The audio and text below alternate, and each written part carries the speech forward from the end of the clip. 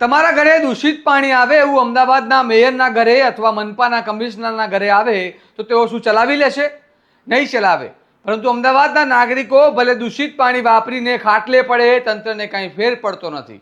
અમદાવાદ મનપાની આ કેવી કાર્યવાહી છે કે એક વિસ્તારના 700 લોકો દૂષિત પાણીના કારણે અસરગ્રસ્ત થયા અને તંત્ર ફક્ત કામગીરી કરવાની વાતો કરી રહ્યું છે અને ઉપરથી એવા બહાના કરે છે કે વર્કલોડ વધુ છે તો શું નાગરિકો ટેક્સ આપતી વખતે કોઈ બહાના કરી શકે છે? આ કોઈ સામાન્ય બાબત નથી. આ બેજવાબદારી છે અને લાજ્યા વિના કરેલી બહાનાબાજી છે. આવો વિગતે વાત કરીએ અમદાવાદ મનપાના આ નફ્ફટ તંત્ર વિશે આ અહેવાલમાં. નમસ્કાર, હું ચિરાગ વર્ષાબેન, આપ જોઈ રહ્યા છો સ્વમાન. અમદાવાદના ઘાટલોડિયા વિસ્તારમાં આવેલી આકાંક્ષા એપાર્ટમેન્ટમાં દૂષિત પાણી પીવાના કારણે આરોગ્ય સંકટ સર્જાયું છે.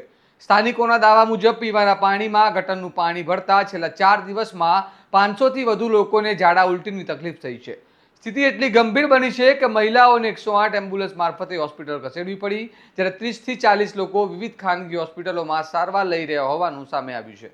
સ્થાનિકોના જણાવ્યા મુજબ એએમસીની પાણીની લાઇનમાં લીકેજ થતાં ગટરનું પાણી પીવાના પાણીમાં ભળી ગયું હતું અને રહીશોમાં રોગચાળો ફાટી નીકળતા સોસાયટીમાં ભયનો માહોલ સર્જાયો છે. કેટલાક રહીશોએ તે દાવો કર્યો છે કે 700 જેટલા લોકો અસરગ્રસ્ત બન્યા છે. છતાં શરૂઆતમાં કોઈ અધિકારી કે તંત્રના જવાબદાર વ્યક્તિ સ્થળ પર પહોંચ્યા નહોતા અને સોસાયટીના હોદ્દેદારોએ જણાવ્યું કે શુક્રવારથી જ પાણીમાં દુર્ગંધ અને ગંદકીની ફરિયાદો શરૂ થઈ હતી. પાણી પુરવઠા વિભાગને જાણ કર્યા બાદ પણ શરૂઆતમાં સમસ્યાને ઓવરલોડનું કારણ બતાવવામાં આવ્યું હતું અને બાદમાં તપાસ કરતા પાણીની લાઇન તૂટી હોવાનું કારણ ગટરના પાણીનું મિશ્રિત થવાનું જણાયું હતું. રહીશોમાં એએમસી સામે ભારે રોષ જોવા મળી રહ્યો છે અને સ્થાનિકોનો આક્ષેપ છે કે વારંવાર રજૂઆતો છતાં સમયસર કાર્યવાહી ન થતાં મોટી સંખ્યામાં લોકો બીમાર પડ્યા છે.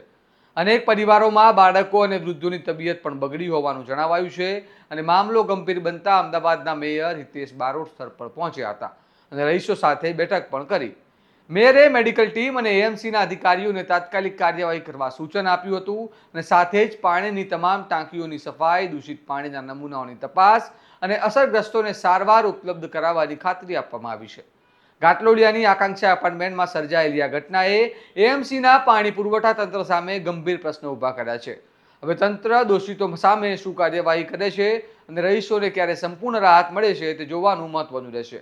આ મામલે તમારું શું કહેવું છે અમને કમેન્ટમાં જણાવો અને આ પ્રકારના વિશ્લેષણવાળા અહેવાલો માટે તમારા સ્વમાનને લાઇક, શેર અને સબસ્ક્રાઇબ કરવાનું ભૂલતા નહીં. નમસ્કાર.